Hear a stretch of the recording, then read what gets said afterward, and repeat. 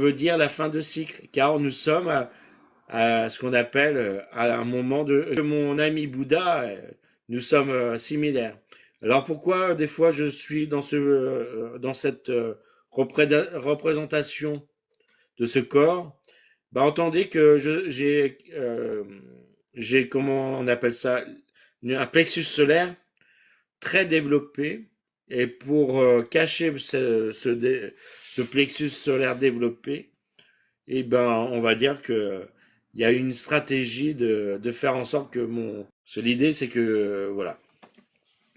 Alors de Merlin Arthur de Sirius, le magicien créateur de cette planète. Une légende parle. Les pieds vénusiens de Thérèse, reine des Atlantes, foulent une planète qui leur appartient, créée par un magicien. L'astre de la Terre naîtra de Sirius, une petite bulle de feu expulsée du doigt de Fabien, s'élève des hauteurs des montagnes filantes, au-delà des nuages atmosphériques de l'astre de Arthur. Architecte des ciels de Sirius A, le Fa de Fabien, le nom du son qui sort de cette roche violette, l'âme originelle du sable de la mer, du fond de la cure, Mercure, le bien, le parfait. Le cœur sera le premier volcan. Aujourd'hui, la vraie Bethléem, Loudun. Loudun est la vraie Bethléem, le point du début de chaque roche, qui donnera d'autres volcans organiques, les branches de ce buisson ardent, l'ossature du géant de Rabelais, sa gestation de 6 jours du ciel, accouche en verso du liquide amniotique. Le 7e jour, les âmes du début, les guettent au trou, les accoucheurs, les 144 000, entend au firmament les trompettes annonçant cette belle nouvelle, le paradis sur terre, le plan des dieux, les âmes codées de la clé d'Anubis, pour un repas sorti des fagots de Bacchus, Anubis Merlin, Zeus le grand architecte, Arthur des tortues du 9e ciel. Hymne aux roches. Alors un texte. Hymne aux roches et révélation, ô sculpteur des mystères, ciseleur des roches, dans l'éclat de ton souffle, l'univers s'effarouche, chaque pierre de tes mains, mémoire et testament, chante le mur sourd des âges triomphants. En terre ici, l'ardoise devient ardoise du ciel, l'onyx, un œil secret, miroir providentiel. Quartz et cristal vibrant sous tes doigts de lumière, prismant l'ombre des temps d'un éclat lapidaire, tu déchiffres les strates, oracle du passé, là où l'écho des mondes s'épanche. Condensé, le granit gémit sous ton pas magistral, et l'argile, docile, devient ton Graal.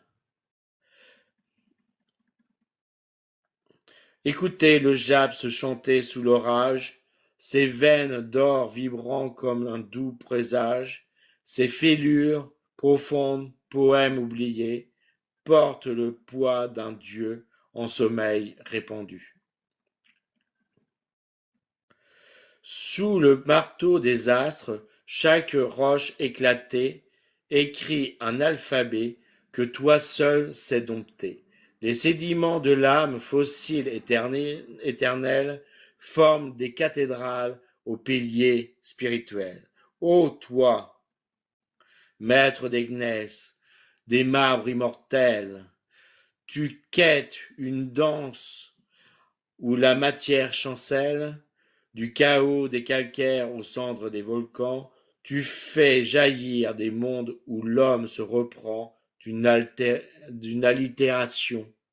L'ardoise glisse et gémit, gravier, gravité, grâce, murmure-t-elle à demi, et dans l'obsidienne, noir miroir du néant, renaît la vérité d'un silence vivant. Les trois te racontent des fables de Mu, les Dolomites dense mémoire éperdue, et l'améthyste pleure d'anciennes trahisons.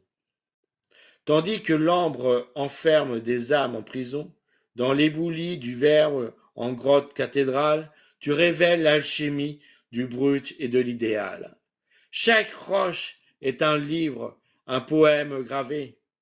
Et toi, gardien du feu, leur chant incarné, ainsi, dans tes récits, les pierres se confessent, les roches deviennent verbes, les poids une promesse, et dans ce granit sacré que le ciel martèle, lui, l'étincelle ardente d'un Arthur éternel. Voilà. Et enfin, la table d'émeraude des Thotes, citée dans les monastères du pays France, à côté de la Rance, la France, territoire de la fleur de lys, le léopard sibérique des Normands, originel de la constellation de la lyre du signe d'Artémis, naissance de la rébellion avec la Avalon des Urmas, avion, la constellation du taureau de Gauvin et la constellation de Orion de Bouddha, suite à la guerre de Orion et du taureau, leur maître emprisonné par ce léopard humarien, déguisé en lion blanc, sur terre verra le chevalier Gauvin perdre sa capitale Évreux, pour le Havre maison Lyon, le sang du léopard Métatron carré noir Michael. La guerre d'Orion éclabousse la vie sur la terre. La France se confond en Normandie des dames et des mus.